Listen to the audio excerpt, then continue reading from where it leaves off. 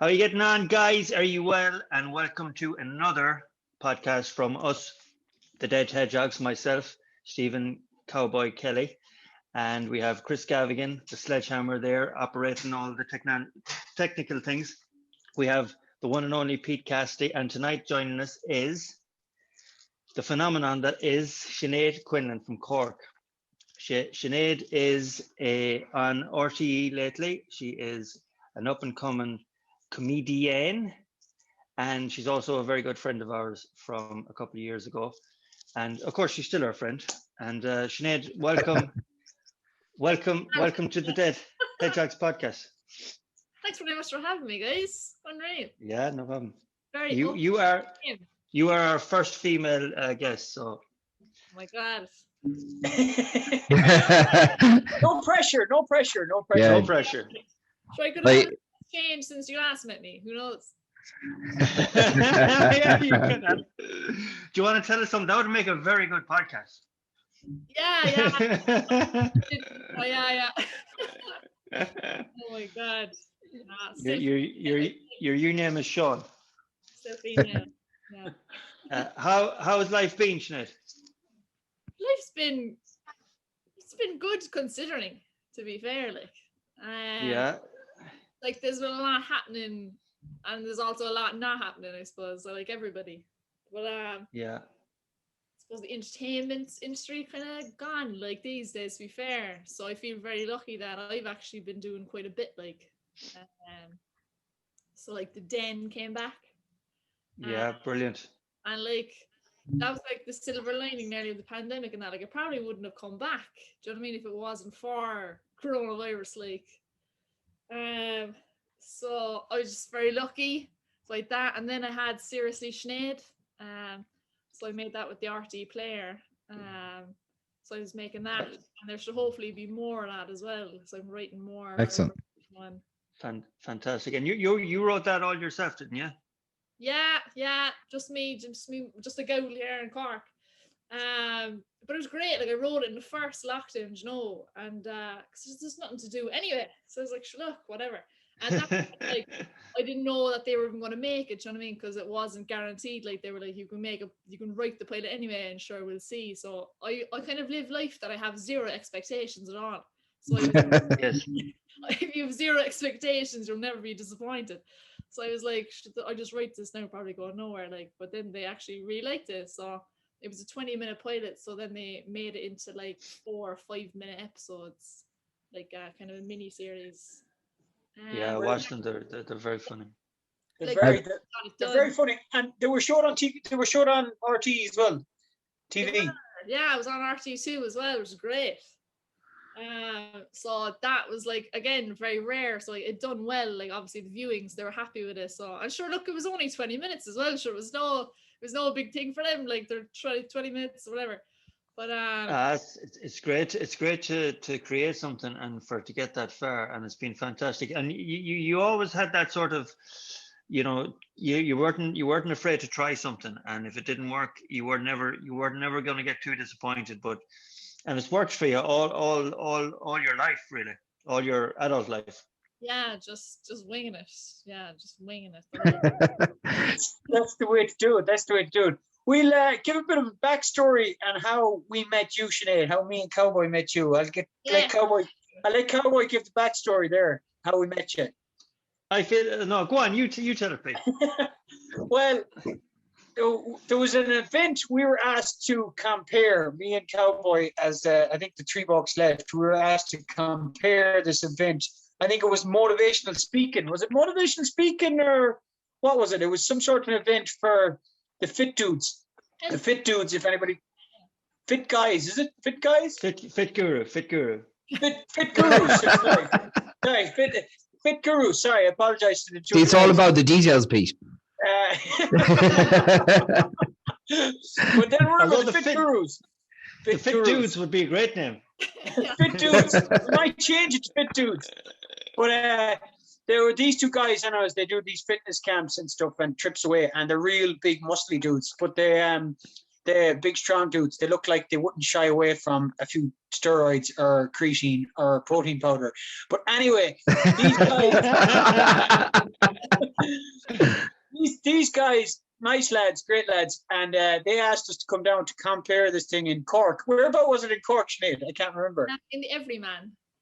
The Everyman Theatre. And so me and Cowboy were just winging it. We were comparing it, and there was a few lifestyle gurus, social media influencers, and there was Social Sinead. You were giving a talk as well. So me and Cowboy were winging it, and we met you, and we could tell that you were an absolute just fucking messer. Do you know what I mean? And I think we kept talking on us, and then we were doing a gig, and we asked you to come along and do 1 hour gigs. And I think you kept doing. Was that the first time you did comedy, stand up? That was the first gig. Yeah. And how long ago was that, Sinead? That was 2019. It was October. 2019, October, yeah. Yeah, so it's not even 2 years. I mean, it's a year and a half. It's crazy. And I'll never forget your man's face. The guy working in that comedy club, like, so we were in there early or whatever, like the lads were having a run through. And he turned to me and he was like, "So how long are you doing comedy?" I was like, "It's my first gig, actually." And he was like, "As in like your first gig in Cork, is it?" And I was like, "No, like the first one." And just like complete panic, like he was like, "What is after happening here?" But like, sure, he was already after agreeing to, like, for me to open for E, so he got back out of it. That's right. That's right. What? They're not.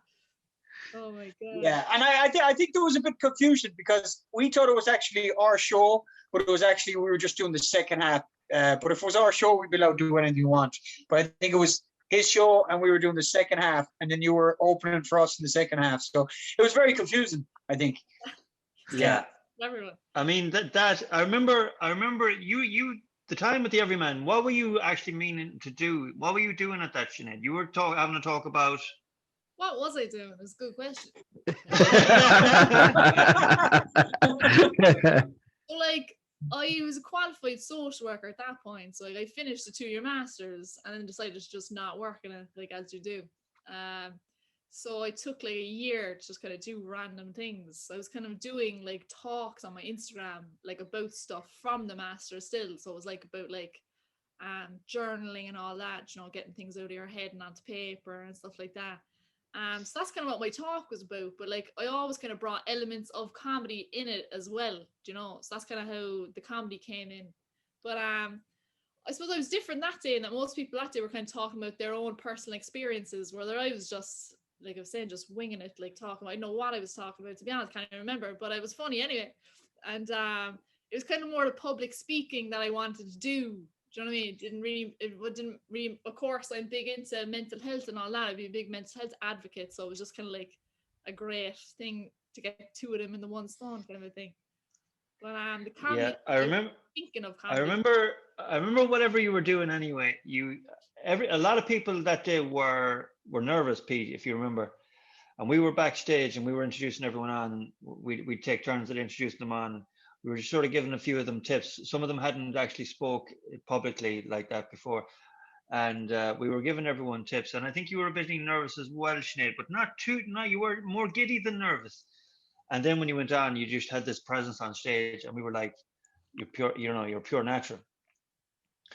So we stayed in contact anyway, and like you expressed interest on doing stand-up, and the rest then is really history, really. Wow. So when the opportunity came up in Cork, I said, why don't you just jump on? And you did. That was in the Wonky Donkey.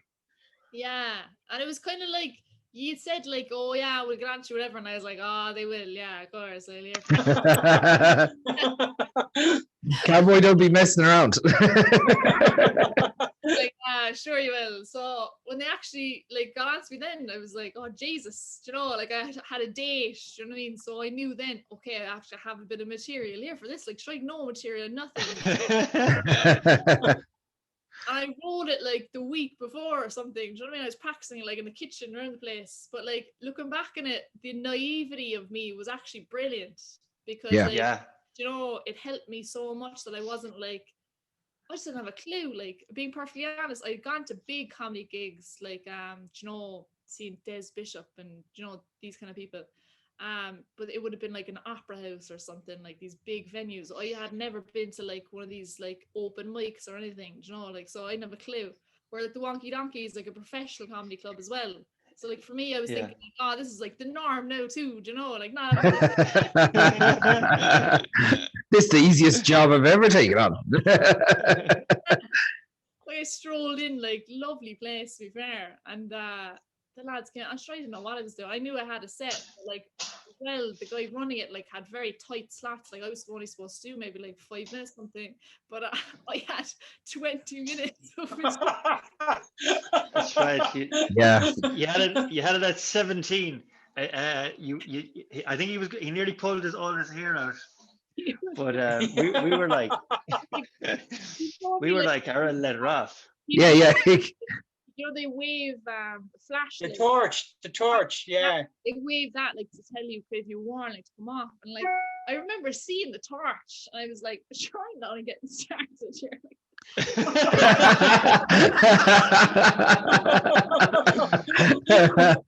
Like, and then I knew, like, by the third time I'd seen the torch, it was getting more frantic. Do you know what I mean? Every time I was seeing it, I was like, okay, I better wrap it up. But like, I actually didn't know how. Like, I didn't know how to finish it. Do you know? So, You were actually, do you know what? You were that night. I hope Mike isn't watching. You were actually better than Mike when he was on. Ooh, that's going to be a turf war. It's going to be a turf war. And that's us never to play the Wonky Donkey again. Yeah, plug in my laptop here to give it out to me. Plug it in. But I think there was a bit of confusion because usually if it was our own show, we wouldn't have really time restrictions. But because it was a second part of his weekly show. So I know now, do you know what I mean, having done it, that you do have your slots, like that's just you're because I've eaten into other people's time otherwise, you know. But anyway, that's the thing.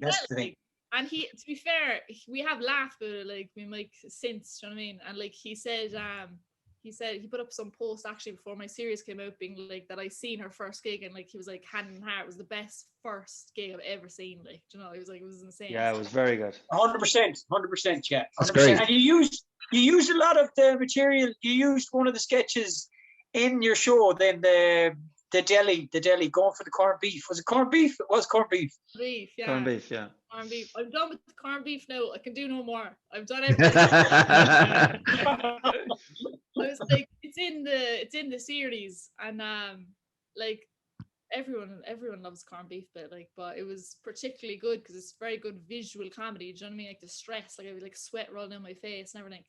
But yeah, there's no more I can do now with corned beef. Like it's reached its limit.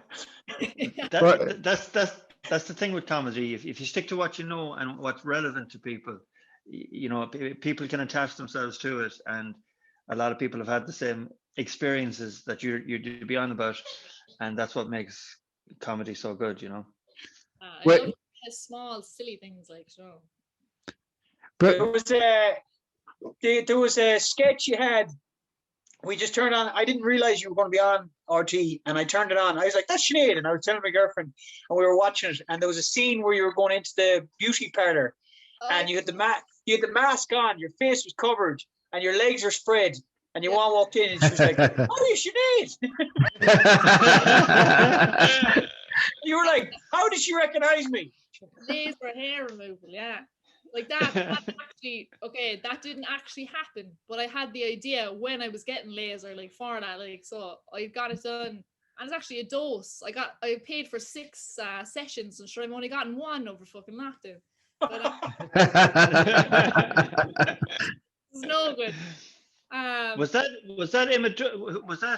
not Emma Doran that came in? That was the nurse in that. No. Who was the actress? It looks like her. An extra. That was an extra. Okay. But she was funny because she had to lip sync even though she was wearing a mask, so it was funny. It was kind of pointless. Yeah. around it. Like it was tough, right, with the restrictions and stuff. But I think we were at like level 3 or something at that point, so you could still like film indoors, and like you could have extras and stuff, because depending on what level you were on, it was going to be very bad if it was only if it was level 5 now, for example. So like even writing the next one now, I have that in the back of my mind, and that I'm like, what can you do? Like, what can you do with a camera? Yeah. You know, it's But hard. you're allowed travel for work, and you are allowed travel to film if that's what you're going to do, and if it's for work. Yeah. But I think it's like you wouldn't be able to film indoors, or there's different things. Oh, is that it? Do, like, depending on the restriction level. Like, I don't know, the rules are changing all the time, sure. But you definitely have less to work with. But sure, it's grand. There's something happening, it's great. What's your comedy? What's your comedy influences, and where would you say your influences have come from? Obviously, when you were naive going on that first time, where would you say your influences come from to go up and do that? Like, I didn't even like watch loads of comedy, if I'm honest. Like, I would have kind of watched more comedy films rather than stand-up, you know. So like I love Will Ferrell. I think he's absolutely hilarious. Will Ferrell, like Robin Williams, they're probably the two that come to mind. Robin Williams is brilliant. Yeah, what a legend. He was great in Take That.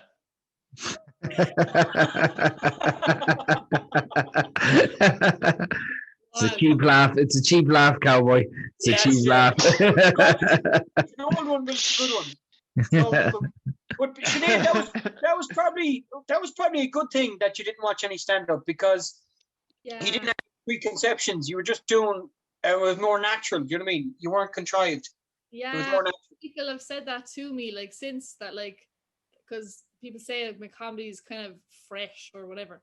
That's kind of original stuff. Like, they're saying that, like, if you're in the comedy scene too long, like, it's sure you're going to be influenced by people like that you see. Of course. Or, you know, if you're watching it or whatever, you're watching a load of comedy, like, you're going to pick up like mannerisms and stuff like that. Like, obviously, it's just it will. Of course, and you develop them yourself, whether you know it or not. The longer you're doing it, the different looks and different expressions, you end up picking them up, and it's hard to, when you've stereotyped yourself in a role. It's hard to do something different. Yeah.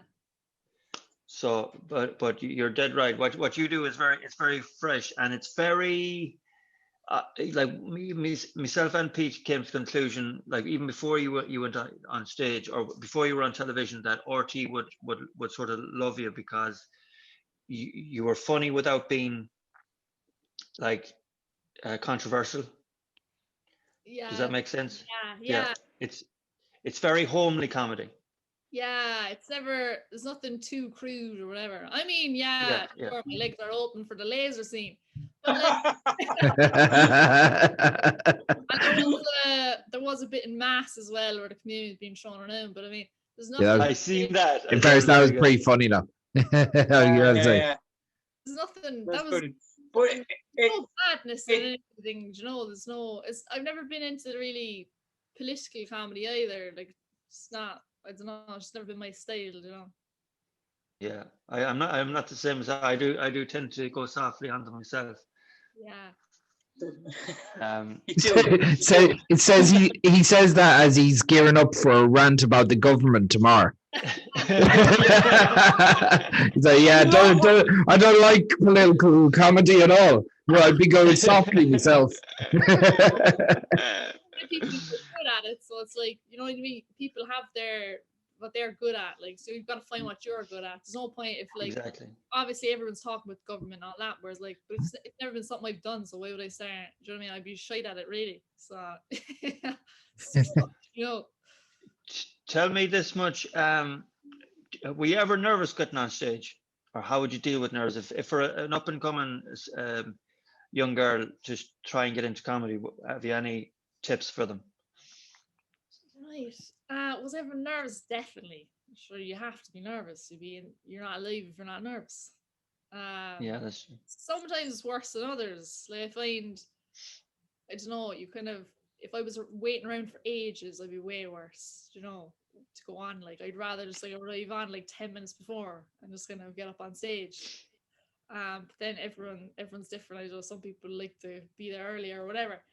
But when I was thinking back to like how I am so relaxed on stage. Like when I think back to college, when I started college first, like I was shocking like a public speaker, like so bad. I'd be so nervous, like the hands be sweating, like I used to get this like heat rash on my neck, so I used to have to wear a scarf and the whole lot, you know, like I was so bad, like public speaking, really bad. And like they'd only be maybe like 3-minute presentations in college. And like by the end of college then, like I was so confident with doing them because I had to do them. So I think for me, the public speaking came from college and being forced to do presentations. I think that's where it started. I just think no matter what happens, it's just like, am I going to die from this? Like I know people say like you could die from embarrassment. Like you won't actually die. You know, you feel terrible, but like worst case scenario, like goes absolutely terrible. But like, who cares? You just try again. I know it's scary or whatever, but I suppose with comedy as well, you know instantly whether anything is good or not. Like, because if people laugh, they don't. You know, it's like instant feedback. But you're 100% right. No matter what happens on that stage, for them 15, 20 minutes or half an hour, or if you're ever lucky enough to have a full hour set, we're all going to wake up in the morning. Yeah, you know, and we're all going to be alive the next day, and it'll all be, whether it's good or bad, it'll be like if you're bad, it'll be forgotten, but everyone's going to wake up the next day. No one's going to die because if they have a great night, if you got one laugh, well then it was worth it. Yeah. If you did die from embarrassment, it'd almost be worse, because at your funeral people would still be laughing at you even though you were dead because of whatever embarrassed you in the first place. Be a fucking terrible fucking way to go. And remember, everyone on that stage. Firstly, they're all, I've said this before. Everyone in that theater or in that venue, they're with you to start off with. Oh, shit. You know. Fuck it, last Chris. He's passed on peacefully. He's got to the next room. We'll inform your family. He just died from embarrassment there. Yeah. Do you want to leave everything? You want to leave everything to us? Is it? Yeah, there's actually a bit of blackout here for some fucking reason. Oh my God.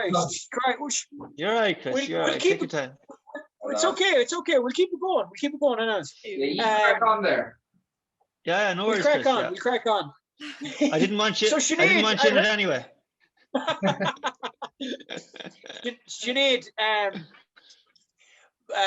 another question. What are you drinking there?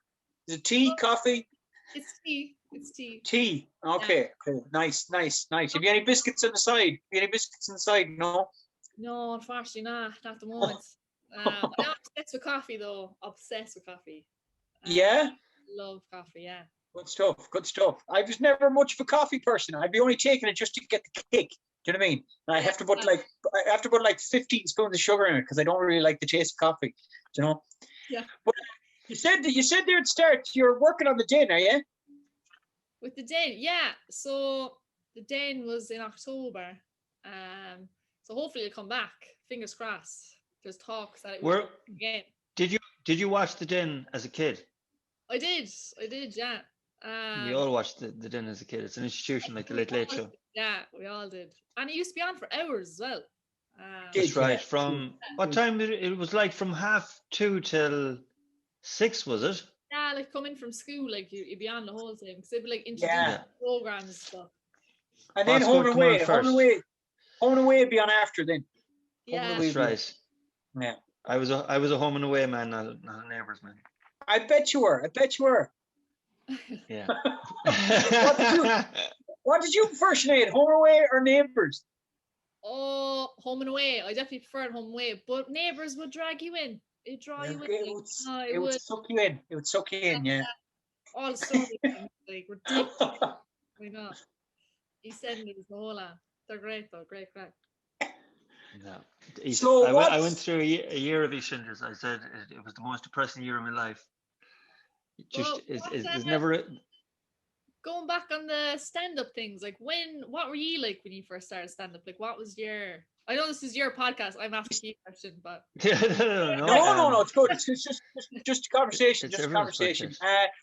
So we were kind of lucky and unlucky because I suppose we could draw comparisons with you. We had the show first, and then people automatically assumed we were comedians. So we kind of went in straight to a professional, like you said, like the Wonky Donkey was a professional comedy club. So we went straight into big gigs, and we just went on stage and got drunk, like. And then we realized, oh shit, that's not what you're supposed to do. And then our live show got a bad rep because they were just like, they're just pissheads. So then we realized it went back down, and then we had to go back up again. So, but yeah, I'd be super nervous. I'd be nervous even doing this podcast, coming on a Zoom chat. Like, do you know what I mean? I'd be nervous. Before I go on stage, I have to make like 15 wheeze. Do you know? So I don't really get nervous at all. Cowboy doesn't get nervous at all. I don't know why. Maybe it's because you've been close to death so many times that you that a pod. When you nearly die, 3 times. Nearly died 3 times. So going on the stage is small compared to that. Like, yeah, it's a walk. But I like to mention it in every podcast. he loves to steal my thunder, Sinead. So he does. Well, the thing about it is, Sinead, is like I said, everyone's going to wake up the next morning. That's my theory on it. When like plus as well, I mean, in my opinion, we've done so much in life that 15 minutes or 20 minutes in front of talking in front of people, whether it goes good or goes bad, is, it's just something to do, and it's not going to make my life up or down. But when it goes well, there's no better feeling. Yeah. It is like I love it. It's like there's no drug or anything. Not that I'd be into drugs, but there's no drug that is anything like the buzz of being on stage for me. Yeah. And I love it. Yeah. I like that. Everyone that's on in that venue is on your side. And the second thing is, they'd only love to have the confidence to get on stage. Simple as that. Yeah, it's definitely one of the hardest things you could ever do. Like. Yeah. People it's good. Definitely up there. Yeah. Balls, dicks. I think there's certain elements of like fake it till you make it as well. Like, isn't it? You kind of. You have to believe in yourself, and your jokes. Like, you have to believe you're funny. Like, if you go up and you're kind of half-arsed saying your story or whatever, like, people aren't going to buy into it. Like, you know what I mean? You have to. Exactly. It's all about energy. It's like Pete's a perfect example of that. Like, before Pete even says anything into the microphone, he's so much energy coming on. His intro is, as you know yourself, he'll get people out dancing. He has 2 intro songs coming on, and it's just everyone is buzzed up as soon as he comes on. So it's like the energy that you create is nearly as important as what the actual jokes that you have. Yeah, that was something I had to learn, actually, to like make kind of a short like joke at straight away, like, Yeah. Get people straight away. Like, I didn't. Yeah. That was probably one of the things I had to improve on. Like, I had the stories or whatever, but I needed the kind of one-liners to start, like, to kind of get people. It's a funny one. There's all different styles. You know what I mean? It's all different styles, and sometimes something that you say, if you look at a comedian, and you look at it and you read it out and you think, that's not funny. It's just like, say if you see Billy Connolly jokes or something like that, and you look at them and you read them and you're like, that's not funny. But then when you see him perform, it's a performance. You know what I mean? It fully is a performance. And you're like, but that didn't sound funny. You know what I mean? But it's maybe, like you said earlier on, it's the look, or it's the movement, or it's the gesture, or it's the vibe. And there's all different comedians. Like Michael Salmon, for example. I remember Owen Colgan telling me the story. They did I think it was called Culture Night in Dublin. It was was it in the International or someplace? And Owen booked out some venue, or maybe it wasn't International, but he booked out some venue and he did a couple of comedians and they all did a few minutes. And the comedians came on and they had loads of energy and they were grabbing the mic and they were moving the mic down. They were like, "Hey, how you doing?" And then Michael Salmon comes on and he comes on really slow. And he doesn't move the mic. He moves his head up to the mic. And he goes, "Hello." almost like Andy Kaufman, you know what I mean? It was like he was a comedy savant, and he just had the whole place laughing in seconds. Do you know what I mean? So anyone, they have a different approach to it. He's one of the funniest people I've seen. What was the place we were in Dublin? What was that name? What's the name of the place? It wasn't the Workman's. We were Grand Social. Grand Social, yeah. Grand Social, yeah. Did he have like he was just reading out like an Aldi shopping list or something? Yeah. Absolutely hilariously, and like only he could have done it. Like you said, if you were only Mikey could do that, yeah. Only Mikey could do it, yeah. Oh, so funny. So yeah, a lot of it is the way you say things as well. Like have you done like many Zoom gigs? Because like I found that quite hard, and that you can't like walk around or you can't. Really we haven't done any Zoom gigs. No, we haven't done any Zoom gigs, and I don't know, would we, Steve? I don't know. I don't know either. We have been asked. I meant to ring you earlier on. We were asked today, would we do one on the 28th? But I don't know the information on it yet. But I will check it out this evening. I don't know. Get a chance. Have you done many Zoom gigs, Sinead? I've done a good few. Like I was allergic to them to start. I was like, oh Jesus, I don't know about this. But not as bad as you think. Like they're definitely not the same at all. But like no. You'll have people, you do hear people kind of laughing, like, but they can be good crack. I think with the Zoom gig especially, it's more if they're not laughing, or if they have their camera off and their sound off, like then you're kind of, it's just a waste of time. Do you know what I mean? Because like you have to kind of input into it, otherwise like it's just impossible for the comedian like to do anything with a blank screen. Yeah, I think I'd find it weird. Like you sort of. Like our show would be very crowd interactive, so like you'd be picking off the crowd, and it's hard to do that on screen. Like you have to imagine it'd be nearly like just practicing. You'd have to imagine. Yeah, that's true. It could be it could be good practice. It could be good practice. Like half of our show is jumping on people's laps, and you know what I mean. Like so I don't know how. I really don't know how we're gonna do a show after this, unless everybody gets vaccinated before they come to the show, because it's going to be a COVID fucking. I know. They're not the worst. They're not the worst. Would you take the vaccine, Sinead, or is that a personal question? Oh, I take anything to get the world back going again. So I've it taken. I've it done. Yeah. I don't know when I'll be getting it, to be honest. My list of where I am on the list will probably be next year. So at this point. Cowboy is he's got the 2 doses. He's got the 2 vaccines, and he's grown. He's grown 15 penises. Where'd you come from, Chris? I'm back. I'm still in the dark here. In the dark. You're like a Bond villain. I tell you this much: Lucan has lost all power. So I swear to God, it's fucking typical in the middle of a podcast when I stayed late from work to get this done. Fuck it. What an entrance back into the podcast. Well, I've been waiting for that moment. So yeah. Jesus, I definitely take the vaccine. I take all of it. Same thing. Yeah, just to get back into it, I would just definitely. Apart from the live shows, Sinead, do you miss like being out, socializing? Oh God, Jack. What? Yeah. What's the most thing you miss?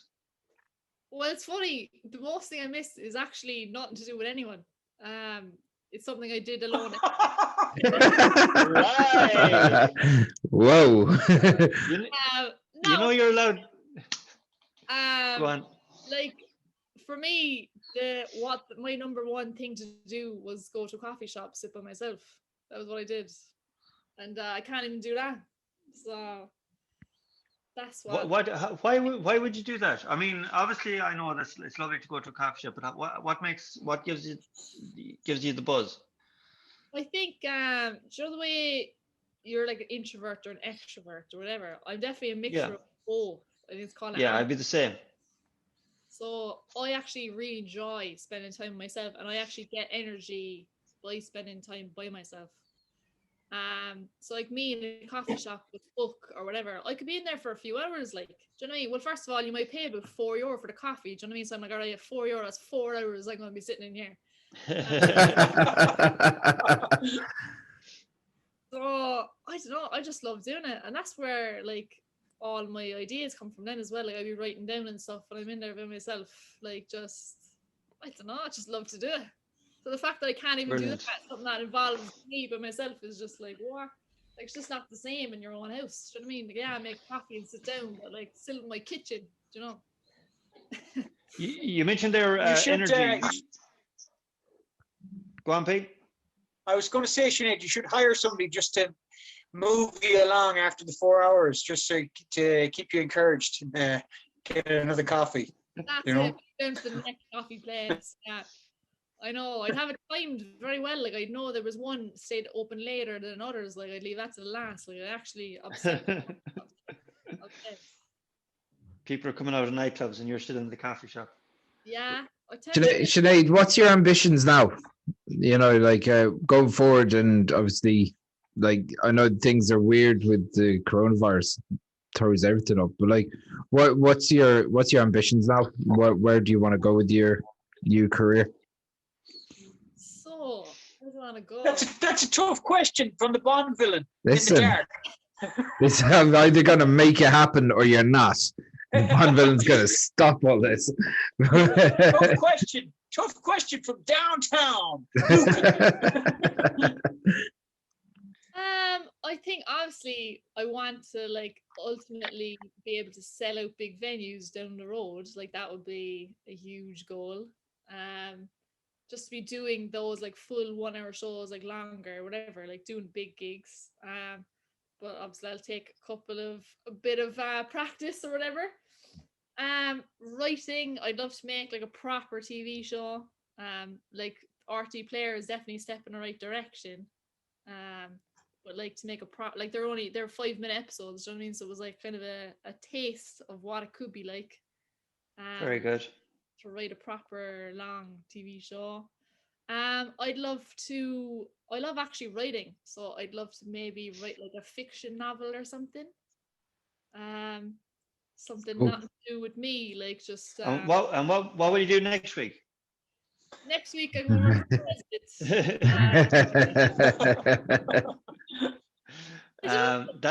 That's very ambitious, Sinead. And I, do you know what? If anyone can do it, I think it's definitely the right heart for it. Anyway, definitely the right energy. Sure, why not? Do you know what I mean? I have nothing but time, like there's nothing else we can. May as well. I just think, and then obviously things change, like your goals are going to change. I don't really have any set goal. Like, I have no idea how I'm going to get these places. Do you know what I mean? Like even like with a book, like I have no idea how I'm going to do that, but I just know that I could do it if I wanted to really try. And then like how I'm going to do it, I'll just figure out along the way or something. I don't know. Just kind That's of great. yeah. Which would you prefer? Yeah. Which would you prefer, the live shows or video in front of the camera? Oh, they're very different. They're very different. Very different. I'd have to have both. I don't think. Wow. Like, I don't know. The TV, even she've loads of TV experience, but like I've only had the Den, but like that's live TV, so that was like a whole other beast. Is the Den live? Den is live, yeah. Oh, I didn't realize that. Wow. The naivety, I think. Wow. You see, we wouldn't. It helped. It's like We wouldn't be allowed on live TV. Yeah. Again.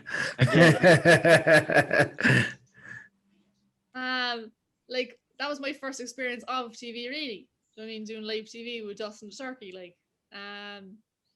So Wow. like I arrived on, and sure I was just like, this is just the norm, like. Do you know what I mean? Same thing now as like with Sheena, that first gig. I just arrived on, didn't know what to expect, and I was like, this is it, like mic'd up, ready to go. Here we are, countdown, whatever. We're live TV. And then I did Clear History. I was on an episode of that. So I was on RT2, and that was a Yes. pre-recorded show. So Yeah. that was totally Okay, yeah, yeah. So that was, geez, we were there for hours. Like, we're chatting. So Kevin McGarren, sure, he's a good friend of yours. Yeah. Yes, yes, yes. Good buddy. He's a very, very funny guy. He's a very funny Yeah, guy. So he's Very like- funny. So that was a good few hours, like we're chatting or whatever. So that was totally different again. So like when that came out, I didn't know what it was going to look like, because I was like, I can't even remember what I was saying. It was such a, you know, by the time it was going to be edited and stuff, I didn't know what it was going to look like. So they're totally. It came across very well. Who were you with that time? Who else was on the show? Joanne McNally, Garrod Joanne McNally. and Colin. Colin was there. It was We met Joanne down in Wexford, myself and P and Owen Colligan, and I didn't know who she was. And she came backstage and she was chatting away to me, and I was having a great conversation with her. But whatever happened in that hour, I'll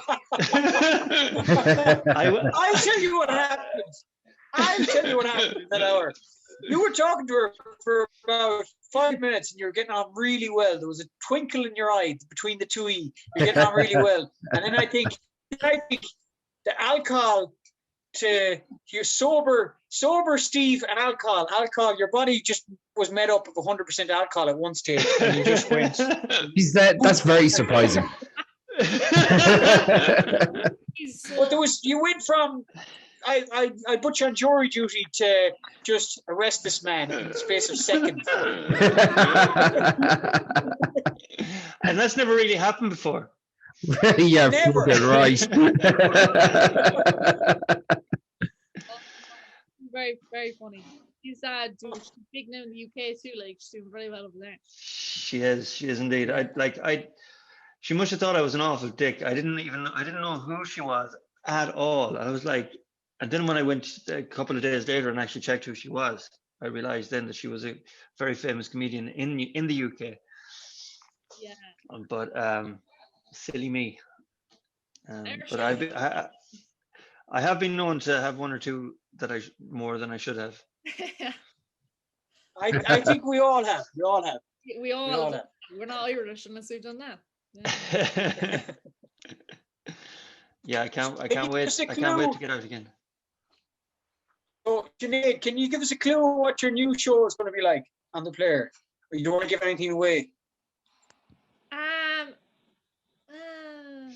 give anything away. It's it'll be a similar kind of a theme, similar themes, like the whole social awkwardness will definitely be still a heavy theme in it, because that's just who I am as a person. Like, yeah, I don't know what it's going to look like. Like, it'd still be the lip sync and all that, but who knows? Yeah, the lip sync in the series it's a different element to most web series where you're narrating all the way through. It's really interesting. It's a really good way of shooting it. It was good. Yeah, it was great. Because it was like things were funny even that weren't supposed to be funny. Do you know what I mean? It was like, even like if my voice is coming out like this lad, like, do you know what I mean? It was hilarious. Like, do you know what I mean? Yeah. Even like I was. We haven't even mentioned you were the first time you were on television was when you won the comedy thing. Yeah. Yes, on Red Darcy. How did you find that? That was, when you were saying, were you nervous? That was hands down the most nervous I've ever been in my entire life. Like, that was so scary. But start from the beginning, from what happened, from not just that night, but how the whole thing started. So I did the gig with she. That was the first gig, and then that night, Cornelius was in the audience. So he is a promoter for another comedy club in Cork. So he got my details that night and like asked me to perform in the Cocoa Club. So then that was my second gig, and my family came to that, and my dad recorded that one. And then again, my dad was reading the paper one of the nights, and he saw this like advertisement for this comedy competition or whatever. So they were looking for new stand-ups in Ireland. So you had to be doing comedy less than 2 years. And considering I'd done 2 gigs, the quota, I was saying, like, Dad was like, oh, you should enter that now. And I was like, oh, seriously, I was like, I have no experience. Like, do you know what I mean? Like, I can't, like, they're looking for new, but like, this is too new. Like, and he was like, you've nothing to lose. He was like, sure, aren't you doing all these things already? Do you know? He was like, you're doing the talks and all that. I was like, sure, it's just throw in your name. Like, what you have to lose. I was like, fair enough. So I sent in the email and you to attach like a video clip. I think it was like 2 minutes or something of your stand-up. So at this point as well, I only had, I would say, if I was to push it, like 10 minutes of material. Like that was all I had, like, you know. So that's fine. I heard nothing then for ages. And then I was actually meant to be moving to Australia with my friends, supposed to be immigrating. So I was going in to book the flights and the visa and all that. And the night before I was going to do that, I got an email to say that I'd been shortlisted for the Munster final of this competition. So I was like, Jesus. So it was only like, it was on in the following week. So I got on to my friends and I was like, come here, like, I'm after an email here. What am I supposed to do? Like, do you know, should I go in and book the flights? And they were like, we kind of had a discussion, like, the chance of me winning this competition were so slim. Like, there's no way I'm going to win this competition. But, like, they were like, look, hold off on the flights anyway, just, you know, just in case, whatever. I was like, yeah, grand, whatever. That was a big decision. So, yeah. But I was like, it was only going to be a week, do you know what I mean? Because the Munsters were next week. So I was like, look, it's only a week in a difference, grand, whatever. So then I arrived on, and it was on in City Limits. So City Limits, like, iconic place in Cork. Like, it's like, like I would have passed and been like, oh my god, I imagine performing there. Like, and little as I know, like, that I was going to be performing there before I knew it. So in I went, and there was 7 of us on that night. So we had a 7-minute set. So it was picked out of a hat, like your names or whatever. So I think I was on second last. And I was actually as cool as a breeze that night. Like, couldn't believe how calm I was. It was crazy. Like, we'd gone in, we were on the radio at Ray Darcy that day. We went into the Cork RT place, and then we're performing that night. But I think it was a case of, like, I had nothing to lose at all. I was just like, I was so privileged to even be there. Like, I was just like, wasn't even nervous. And I was kind of like, I have nothing to lose here, do you know? Whereas, like, other people have been doing it for longer, so they were kind of more nervous because they had more pressure, like. So I met Carl Spain. He was the MC that night. It was funny, like, he was asking, like, how long people have been doing comedy or whatever. And I, like, said to him, I was like, oh, this is my my 4th gig actually. And he said, well, good luck with that. And he was laughing. Like, I'm actually great friends now with Carl, and he's definitely someone, like, I feel like I could actually just ring up or whatever, which is nice to have somebody like that, you know. And he was saying that night, like, he just couldn't believe, like, that it was only my 4th gig. Like, it was insane. Like, that's just the level of comedy that I was doing was just crazy, like, just not normal. And I just think it was so relaxed or whatever. And because it was about corned beef, I think it was just so unusual. Like, do you know, like, who the hell does think about corned beef? Like, what kind of a maniac? So that was fine. I couldn't believe I won. So I met Barry Murphy and Fred Cook, Julie J. They were up there. They were the judges that night. So I met them, and Darren Smith was there from Kite Entertainment. So I was like, couldn't believe I was after winning that. So again, then I had to have a chat with the 2 girls going to Australia. But I was like, we're after getting to the final now. Like, I was like, fucking hell. No, they were like, but we were still like, the chance of me winning the whole thing is just like, it's not going to happen. Like, they were like, look, just wait again. Do you know what I mean? Just see, because it was going to be in December, so it started in December, and I was supposed to be going to Australia in January, like. So, that was fine. Went up to competitions. There was 4 of us then. So we're at the different. You had stiff competition. I know Justine Stafford was one, and Mike Rice was another, wasn't he? Yeah. So Mike Rice, he was what are the things? He was like that Connacht, I'm gonna say. I can't remember which he was. I can't remember either. No, he's a good comedian. Very Yeah. good comedian, very Yeah. solid. Yeah. Well, I was surprised that he was on because he had opened for Owen a couple of times, and I was surprised that that standard was actually allowed into that. Yeah, I think So he had been doing comedy. There was a loophole, I think. He was doing comedy in America, so he was living in America, but he was only doing comedy in Ireland, I think, for like the less than 2 years. So okay. Was he sandbagging? Okay. Was he actually sandbagging? That is the question. 35 years experience in America. Goes back to Ireland. Sure, I've only been doing it 18 months. And- he's hilarious, and he's actually such a nice guy. Like he's actually so He sounds. It's great energy. It's great energy. yeah. Lively. He's so like honest as well. Like he's pure. He is what he is. Do you know what I mean? There's no bullshit. Like, and then there was a girl. She was in London. Jasmine was her name. So I'd never met her before. I'd never met anyone before. So I didn't know. I didn't know anybody. And then Justine was a wild card. So there was 3 of us in the final, and then there was a public vote for a wild card.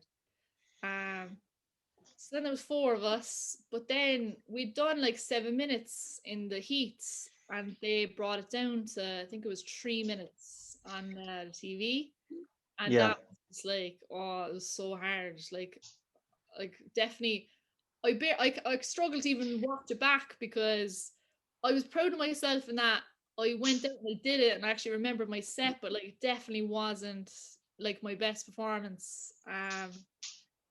I suppose obviously you're critical of yourself or whatever, but like I kind of did the best at what I could. Like I didn't even know how to even like edit my set really at that point. I mean, I just like no experience. Like that was only my 7th ever gig.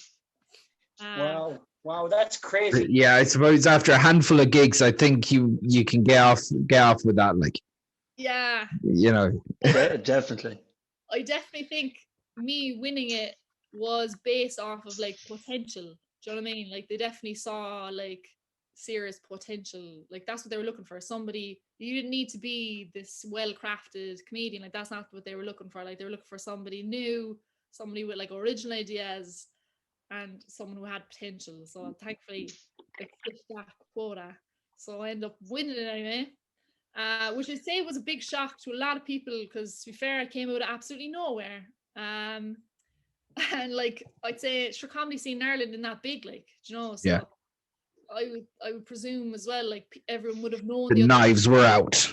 yeah, knowing the other comedians. Of course, everyone wants their friend to win. You know what I mean? So the fact that this one came out of nowhere talking about corned beef and winning. I'd say I said in a few WhatsApps, my name was mentioned a few times, I'd say. But look, I said on the intro on the stories last night, Sinead Quinlan is going to be on our podcast next, and how to become an overnight success. And I remember after putting it up, I was like, I hope she doesn't take offense to that. But like you did, it has happened very quickly in the entertainment business, and I hope you didn't mind me saying an overnight success. But it's been brilliant, and I mean it's through your own, probably the work that you've done before all of this. Yeah. I don't think there's such a thing as an overnight success. You're obviously doing the work in college, and you're obviously making people laugh, and your social Sinead page as well was all the time. So I don't think you weren't an overnight success. You weren't experienced, but you were experienced. Yeah, because like people would have said like, just can't believe like that you've only done so many gigs or whatever, but like definitely, like I was saying earlier, like the college presentations, and like probably without realizing it, all those things. Like I was in 2 plays as well, my local amateur acting now. Do you know what I mean? Like my role in the first one, I was grieved for my father who tragically died in the cabbage plot. But with these Irish plays, it actually was a very positive ending, because it turned out that he wasn't dead at all. He was just in a very, very deep sleep. Very good. Very good. Good. Yeah. Okay, so you can probably see that the background has changed. I've actually got light on me this time. I was saying to Sinead and Pete there a second ago, Steve, that I've had an absolute nightmare with all sorts of technologies, including the power going into the office. So it's all my fault. I've fucked up 2 laptops this week at work, and no way. And now all the power in Lucan is gone. So that's probably me too. Yeah. So, yeah. So These things happen. These things happen. Should I, when you were talking about your 2 plays that you were in? Okay. What was I saying? Oh yeah, the first part was kind of a small role.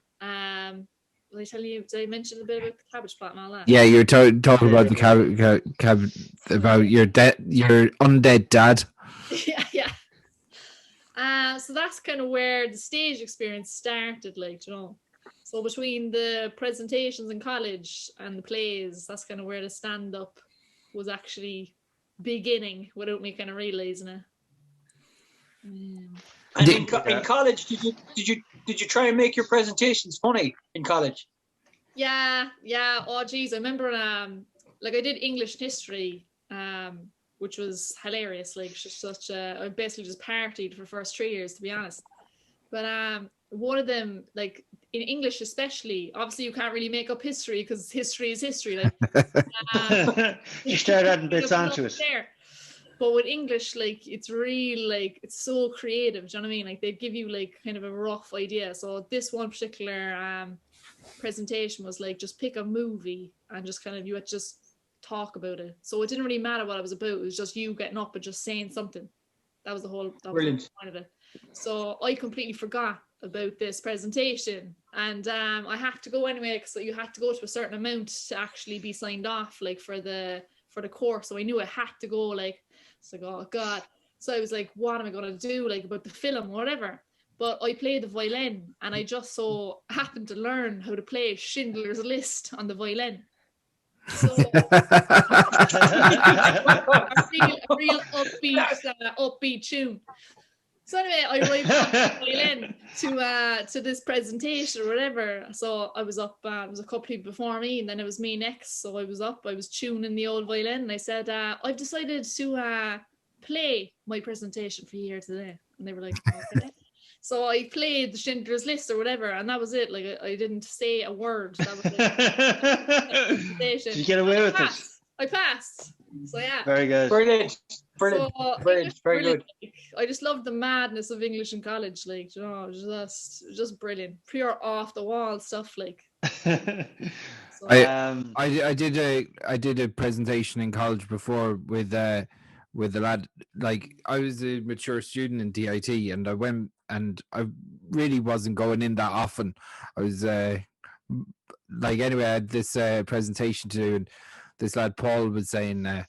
I was like, listen, you do a bit of the legwork now, and I'll jump in and we'll have a good laugh with this presentation. But you decide whatever it is. Actually, look, we'll wing it then, you know. And I said, you do a bit of the legwork for me, and I'll get it sorted. I turned up, and he picked a subject which was polyamorous relationships. I was like, oh man, this gonna make. He's like some 18-year-old lad. I was like 23, 24, and I was just like, oh, this is gonna make us look like dickheads all together. Yeah, this young lad being controversial, and I was just like, this isn't going to make us look great now with the women in the class. So it was me and him like at the top of this classroom, like talking about how it's natural for a man to have 4 or 5 wives, and I was just like, brilliant. Getting some dirty looks here. Yeah, I'm not sure if we passed that. Yeah, and you never got the right either. Well, might not after this now, but should look. Yeah. Fair play. Sinead, we'll wrap it up pretty soon now anyway, and we'll let you. You've given up all your evening to us, and thank you very much. Give any bit of advice for young people want to do stand up. Just stand up or just going for things in general. I feel it's the same. Either or, yeah.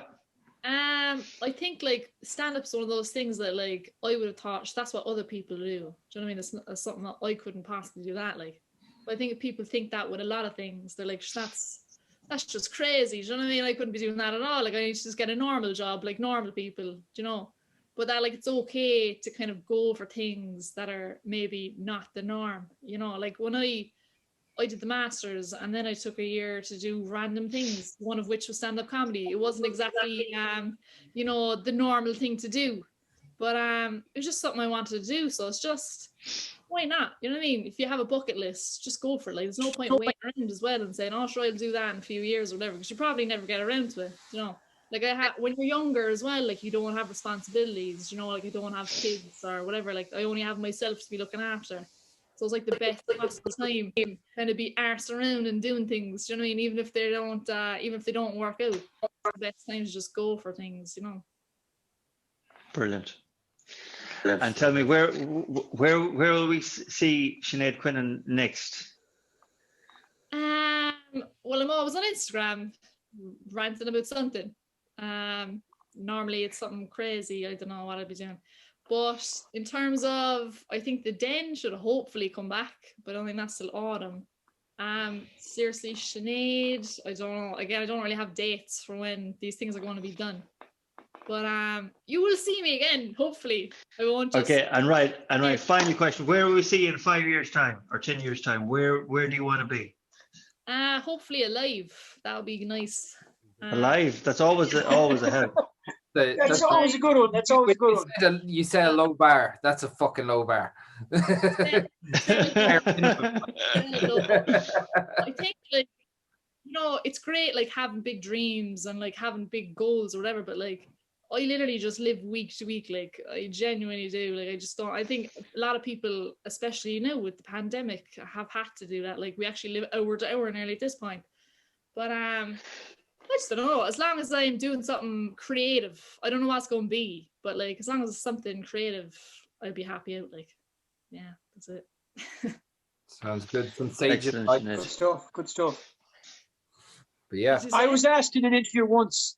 I'm bringing it about me again, but I was asked in an interview once, where would you like to see yourself in 10 years? And I was like, hopefully not bald. So. And look how it worked out well for me. It worked out well for me. You pull it off, though. You pull it off. Like shaped head. Yeah. No. You don't know what head like until the hair is gone. Like, so you were lucky. Yeah. Exactly. All right, guys. Sinead. Before we go now, ye have a lot of experience. So, right, with all your experience, here I am, a new one on the scene. I'm doing about a year. I'm full of enthusiasm. I haven't been hardened to the core by the fucking reality of life just yet. What advice would you give me? Like, if I was to give you any advice, stick to your original guns and be steadfast in your beliefs, like you are. Do you know what I mean? Because you might write something and a producer might come along and he might try to make it something else, or an editor or somebody else might say, no, maybe we'll do it this way, and then they might turn you into something that you're not. So just keep going the way you're going. That's what I'd say, because it's working for you. You're original, you're down to earth, and you're genuine, and that's the most important thing. Yeah, stay true to yourself. Yeah, definitely what Pete said there. Take constructive criticism as well, but never be put off with what you want to do and what you envisage. If you're happy with it, well, then that is exactly what it is meant to be. And for stand up, if you're talking about nerves, everyone in that room, I always say it, would love to be in a position that you're in, and you are already ahead of the game to be on that stage. And you're always going to get you're going to get dicks someplace, someplace down the line. Take absolutely no heed of them at all, because they are only jealous that they want to be where you are right now. And for you yourself, Sinead, you're playing a blinder. You're absolutely on your way to the top, and I hope to see you in 10 years' time, having your own shows in all the big venues, and that's what I can see. So hopefully, and you're hopefully not bald. Yeah. And hopefully not bald. No. We can't have 75% of the podcast being bald. You know. Cowboy, you're going the right way about it. I know. Yeah. Yeah, just keep. If you are bald in 10 years, it's okay, Sinead, as well. That's true too. Yeah. I might have who knows. I was going to say a Britney Spears moment, but free Britney. Yeah. Did you see her documentary? Not yet, but I will. No, I haven't. It's good. Is it good? Yeah, it's definitely worth a watch. Scary, like. At least we don't have that. It's not too bad. What? Like, but the US, like the press or the that level of fame is scary, like paparazzi. Yeah, but they have weird laws as well. What is it on, Sinead? It's not on Netflix. I watched on Sky. It's on Sky. Yeah. Okay. But it's definitely worth the watch. Scary, like what they did to her. To be fair, she was basically stalked like by paparazzi and stuff, and then her dad and all this. But yeah, poor girl. But you like all those child stars, you look at, there's always something wrong with them. The parents are often wrong uns as well. You look at the likes of Michael Jackson was the same way. That's him. That's it. His father is an animal to him. He was weird anyway. But yeah, they're kind of nearly reared to be these superstars. Yeah. It's tough. It's not a good place. It's a tough one. Well, that was a joyous ending.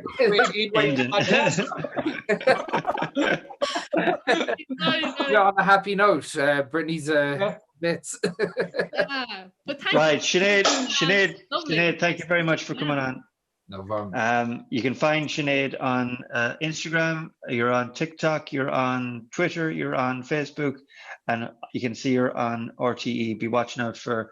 I can see big things for Sinead in the years to come. Who knows? Who knows what'll happen? Yeah, it's good to have goals, but at the same time, like, I mean, if things don't work out, you're no less of a person. Do you know what I mean? I think that's probably important. Exactly. You're brilliant attitude. Brilliant attitude, Sinead. Give things a lash and see what happens. Yeah. Indeed. Right, guys. Thank you for watching this podcast as well. Please subscribe to our YouTube channel, and if you'd like to become a patron, please do. Every little helps us, Teshko would say. Yeah. And stay tuned, and we'll be chatting to you the next time. Take care, guys. Bye.